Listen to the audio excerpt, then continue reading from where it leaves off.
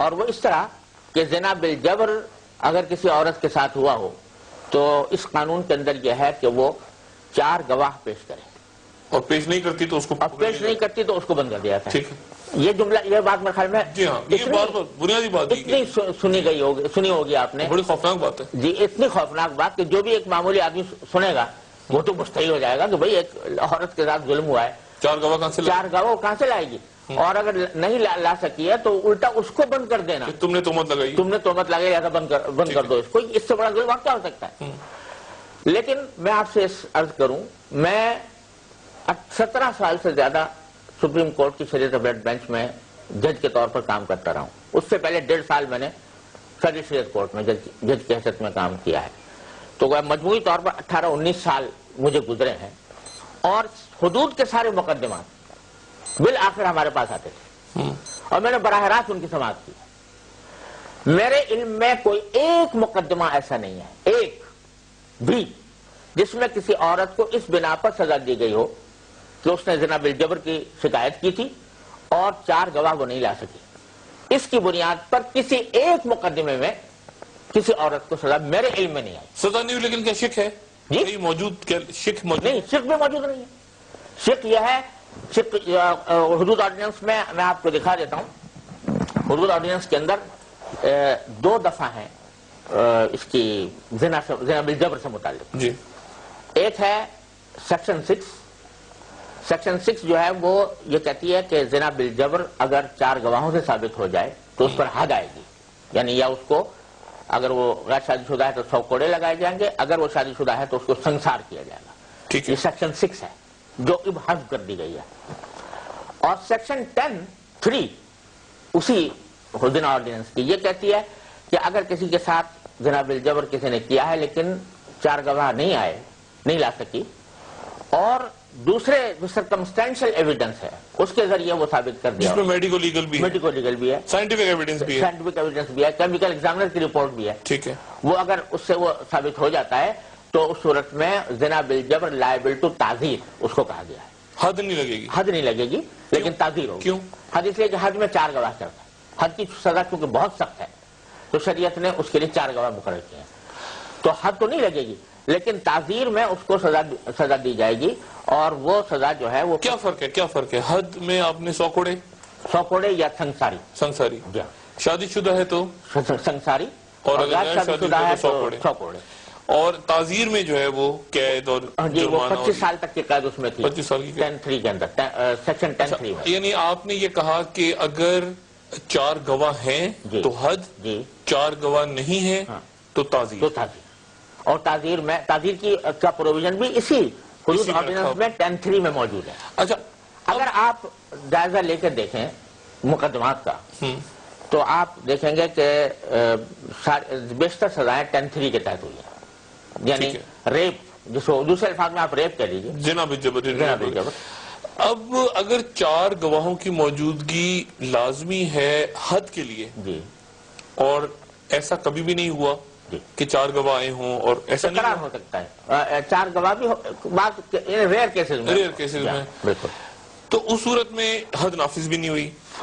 پاکستان میں کوئی خاتون سنسار نہیں ہوئی، کوئی حضرت سنسار نہیں ہوئے اتنے سالوں میں، کوڑے بھی نہیں لگے، کوڑے یعنی 100 کوڑے نہیں لگے، 100 کوڑے نہیں لگے، اس کو اب نکال دیا گیا ہے، اس کو نکال، تو جب اس کی امپلیمنٹیشن نہیں ہو رہی تھی، نکال دیا، تو نکالنے والے کہیں گے تو پھر تو ہم نے اچھا کیا، یہ خواہ مخواہ میں تلوار لٹک رہی تھی۔ وہ دیکھیں یہ بات تو پھر جو زنا ود کنسنٹ ہے جی، وہ تو رکھا ہے نا، اس میں بھی 4 گواہ شرط ہے، یعنی زنا بالرضا میں، زنا بالرضا میں، اس میں وہ اب تک اس ترمیم بل میں موجود ہے، یعنی اس کو نہیں ٹچ کیا اس کو نہیں ٹچ کیا، اس کو انٹیکٹ رکھا ہے، اس کی کیا سزا ہے؟ اس میں بھی 4 گواہ شرط ہے۔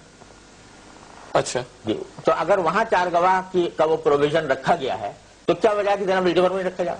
یعنی ترمیمی بل میں یہ کہا گیا ہے آپ کے بقول کہ زنا بالجبر کے لیے 4 گواہوں والی کنڈیشن ختم ہو گئی، نہیں، بس حد ہی ختم ہو، حد ہی ختم ہو گئی، لیکن زنا بالرضا وہ باقی رکھی ہے انہوں نے، میں تعزیر نہیں لگے گی، 4 گواہ ضروری ہیں، 4 گواہ ضروری ہیں، اس میں 4 گواہ ہوں گی تو پھر اس کو حد لگے گی۔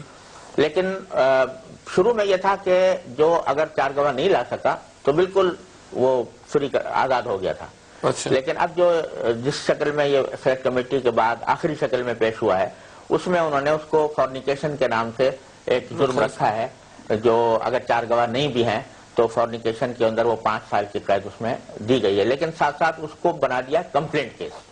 اچھا. اور کمپلینٹ کیس بھی اس طرح بنا دیا، دنیا بھر سے بالکل نرالا ایک طریقہ وضع کیا ہے کہ جو کمپلینٹ لے کر جائے کوئی آدمی کہ بھئی فلاں لوگوں نے یہ فورنیکیشن کا ارتکاب کیا ہے، تو کمپلینٹ لے کے جائے، تو لیکن جائے تو ساتھ میں 2 گواہ بھی ساتھ لے کے جائے، عینی گواہ.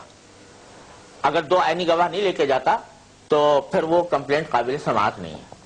پھر اس کو اگر کورٹ یہ سمجھے کہ ہاں یہ کچھ ہے اس کے اندر، اس میں گراؤنڈ ہے، تو پھر وہ اس کو ایکیوز کو بلائے. یہ جو ترامیم ہے مفتی صاحب، آپ کا وسیع مطالعہ ہے اور آپ ظاہر ہے کہ اس کا حصہ بھی رہے، پھر آپ نے اس کو اسٹڈی بھی کیا، پھر کیسز کی سماعت بھی کی. ایک بالکل آپ سے میں غیر جانبدار آپ کی جیسے ایک رائے رہی ہے ہمیشہ، ہم آپ کی رائے کا بڑا سبھی احترام کرتے رہے ہیں. کیا یہ ترمیمی بل قرآن و سنت کے احکامات کے منافی ہے جو منظور ہوا ہے؟ بالکل میں اگر آپ سے مختصر اس کا جواب چاہوں. مختصر جواب اس کا یہ یقیناً منافی ہے، یقیناً منافی ہے. چند موٹی موٹی باتیں عرض کر دیتا ہوں آپ اس میں. سب سے پہلے زنا بالجبر. مفتی صاحب ایک چھوٹا سا وقفہ. خواتین حضرات، مفتی تقی عثمانی صاحب سے گفتگو کا سلسلہ جاری ہے حدود آرڈیننس کے حوالے سے، اور مفتی صاحب نے کہا کہ حقوق نسواں بل جو منظور ہوا ہے یہ قرآن و سنت کے احکامات کے منافی ہے. مفتی صاحب آپ نے کہا کہ قرآن و سنت کے احکامات کے خلاف ہے. کون سی بنیادی باتیں ہیں جس کے اوپر آپ نے اتنی واضح اسٹیٹمنٹ دی ہے؟ چند موٹی موٹی باتیں عرض کرتا ہوں. پہلی بات یہ کہ زنا بالجبر جیسا میں عرض کیا، یہ حد کا جرم تھا جس کے اوپر حد لگ سکی قرآن و سنت کے مطابق. قرآن کا حکم ہے تو اس کو حد لگاؤ، حدیث کا حکم ہے، خلفائے راشدین کا عمل اس کے اوپر رہا کہ وہ زنا بالجبر پر بھی حد جاری کرے رہے ہیں. تو یہاں سے جبر کو سے حد بالکل کم کی گئی ہے 100%. تو آپ اندازہ لگائیے، گواہ بھی نہیں ہے، گواہ تب بھی 4 گواہ جائیں، 8 گواہ آ جائیں، حد ہے ہی نہیں کرے. تو یہ بات قرآن سنت تو خیر ہے، لیکن یہ بتائیے آپ کہ زنا بالجبر میں اگر فرض کرو 4 گواہ مثال کے یا مجرم نے تو مجھ سے ایسا بسا اوقات کہ وہ اقرار کر لیتا ہے، 4 گواہوں سے زیادہ اقرار کی صورتیں پیش آتی ہیں. اقرار کر لیا کہ ہاں مجھ سے یہ ہوا تھا، تو اس کو نہ انکار کیا جا سکتا ہے، نہ وہ صورت میں 100 کوڑے لگا سکتے ہیں. زیادہ سے زیادہ جو پروویژن ہے اس کا وہ یہ ہے کہ 10 سال کی قید ہو سکتی ہے اس کو، یا 10 سال کچھ زیادہ کی ہو سکتی ہے، یا اگر کورٹ چاہے تو سزائے موت بھی دے سکتا ہے. لیکن یہ کورٹ کی ڈسکریشن پر ہے، وہ چاہے 10 سال حد ختم.